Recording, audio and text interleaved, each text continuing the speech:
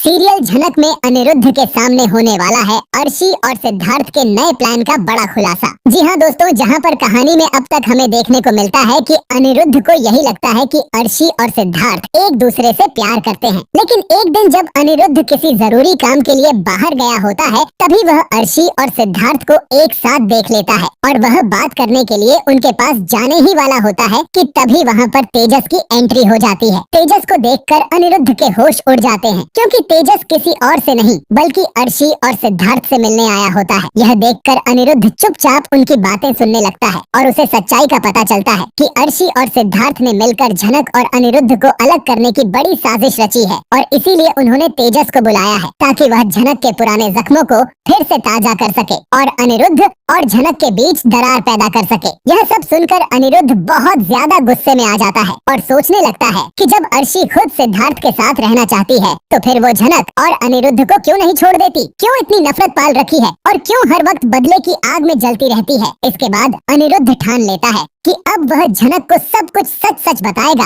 और अर्शी का असली चेहरा सबके सामने लाएगा। और जब अनिरुद्ध यह सारी बातें झनक को बताता है तो झनक के पैरों तले जमीन खिसक जाती है। झनक तेजस का नाम सुनकर कांपने लगती है और अनिरुद्ध को गले से लगाकर कहती है कि यह इंसान बहुत खतरनाक है और वह हमें गंभीर नुकसान पहुंचा सकता है। मैं उससे पहले भी बहुत कुछ झेल चुकी हूँ और अब अगर अर्शी और सिद्धार्थ भी उसके साथ मिल चुके हैं तो यह हमारे लिए बहुत बड़ा खतरा है। इसलिए अब झनक और अनिरुद्ध मिलकर इस साजिश से लड़ने की तैयारी करने लगते हैं और अब कहानी में एक नया अध्याय शुरू होने वाला है जिसमें एक तरफ है झनक और अनिरुद्ध का सच्चा प्यार और दूसरी तरफ अर्शी, सिद्धार्थ और तेजस की गंदी साजिश। तो दोस्तों अब देखना होगा कि क्या सच्चा प्यार इन चालबाजियों के सामने टिक पाएगा या फिर दुश्मनों की जीत होगी। जानने के लिए हमारे साथ जुड़े रहिए और सीरियल झनक से जुड़े हर अपडेट को सबसे पहले देखने के लिए चैनल को सब्सक्राइब जरूर करें।